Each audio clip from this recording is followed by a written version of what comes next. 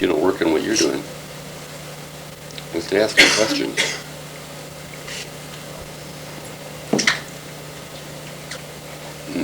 How many times have you been here?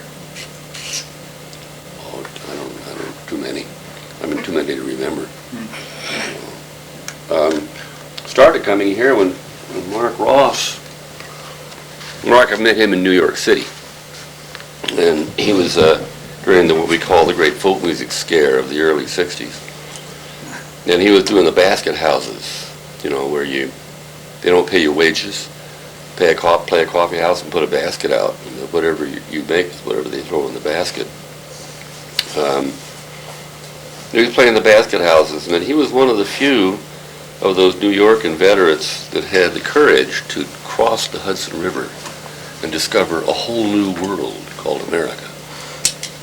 He headed west and was in Missoula, and after Topeka, Mark burns out towns. Mark can burn out of town in about 5 years. Well, a bunch of us got together and moved him, from Missoula. There was a guy up there in Missoula, Peter Bowen. Did you ever meet Peter Bowen, Cuddy? No. He was a big guy, tough. Writes mystery stories. Hard, drinks too much. And he took a dislike to Mark, and so he went to his room and scrawled the dimensions of a grave on it, which is the old vigilante sign. So it's time for Mark to leave town. And we decided he needed to come to Butte, and sure enough, it fits him like a new suit, doesn't it? Really belongs here. Actually, the reason Mark is probably the best tramp I ever met. I mean, the man lives on air.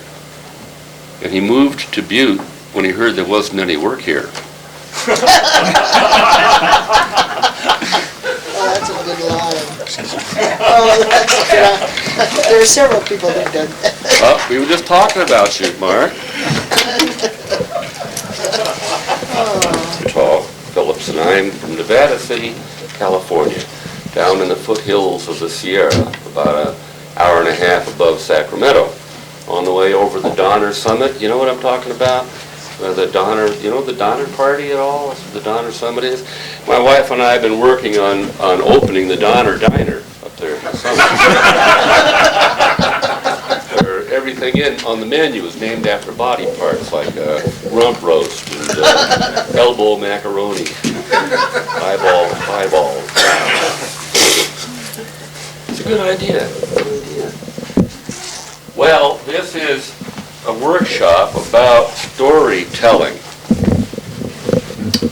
And as a workshop means I not only tell stories, but I get to talk about it too. And I'm not accustomed to talking about stories. I'm just accustomed to paying attention and soak up as much as I can traveling about the country.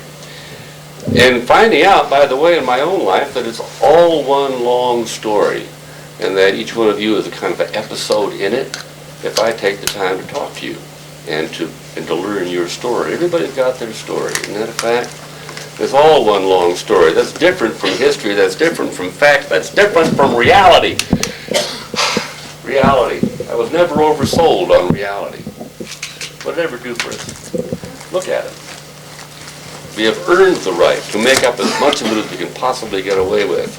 It's the mantra of the storyteller. Yeah.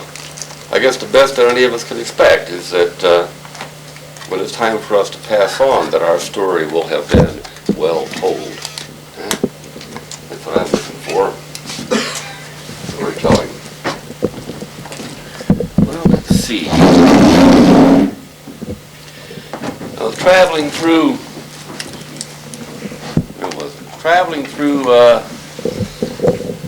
Mount Olive, Illinois, some years ago.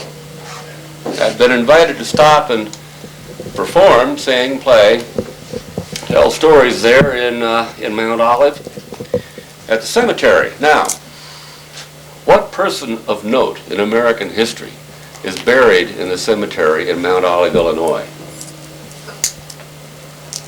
Oh, you know, Mark, come on. Well, all right, for the rest of you, it's the Union Miners Cemetery. It was a woman.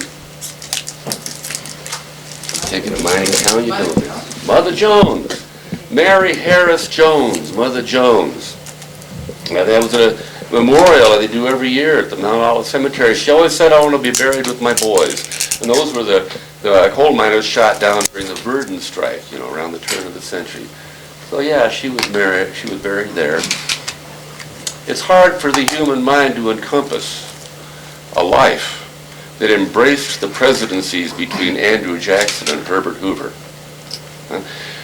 Born in 1830, died in 1930. When she was born, there were people alive who remembered the Revolutionary War, and she died on the eve of the New Deal. Isn't that extraordinary? Her millinery shop burned down in the Chicago fire. She heard Abraham Lincoln speak when she was a grown woman. She knew everybody. Her best friend was Powderly, the founder of the Knights of Labor. She knew Sam Gompers, the founder of the American Federation of Labor, hated him because she was an industrial unionist and he was a craft unionist, you understand. She's one of the founders, Mother Jones was, of the Industrial Workers of the World in 1905.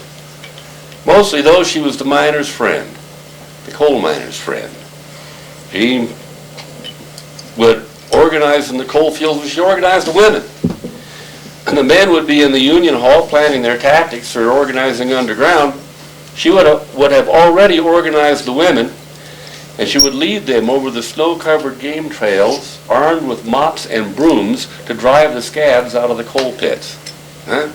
Mother Jones was not, come on in, Mother Jones was not an organizer, she was an agitator. Yeah. Which meant that the organizers for the union hated her very often as much as the bosses, because she was a wild card on everybody's deck and nobody knew how she was going to deal herself. There was one time in Colorado, it was during the Great Ludlow Strike, the time of the Ludlow Massacre, another one of those events that never made it into our history books. Mother Jones, well, she was in the Union Hall down there at Trinidad, Colorado now, and the organizers didn't want her there. It was a fight over the 8-hour day. The state of Colorado, the state legislature, had mandated the 8-hour day as law, but they couldn't enforce it because Rockefeller owned the militia. See? And he sent the militia, so they struck for the 8-hour day, even though it was a law, and Rockefeller, they sent the militia in. Now, the governor had promised they wouldn't send the militia in, but he lied, and they did. When word reached the Union Hall that the militia had entered the coal fields, Mother Jones jumped up and yelled, "Let's go out and get the sons of bitches." She stormed out. She didn't look to see if anybody was following her. Nobody was following her. Just went up the road by herself and confronted the militia. And this was the same year that President Theodore Roosevelt called Mother Jones the most dangerous woman in America. And she was 83 years old. That's some kind of dangerous. And then a fella that I met by the name of Evans, I met his son, Evans, over in West Virginia. He heard about that event. He was a head of the state labor council, and he made a song about her. Oh, the patriotic troopers come a-marching down the pike, prepared to shoot the miners in the Colorado strike. With whiskey in their bellies and vengeance in their souls, they came prepared to shoot the miners full of holes. In front of those brave troopers loomed. She was less than 5 feet tall, weighed less than 100 pounds. If you're going to look like that and loom, you probably ought to be somebody. In front of those brave troopers loomed a sight you seldom see, a white-haired rebel woman whose age was 83. Charge, cried the valiant captain in awful thunderous tones, and the patriotic troopers charged and captured Mother Jones.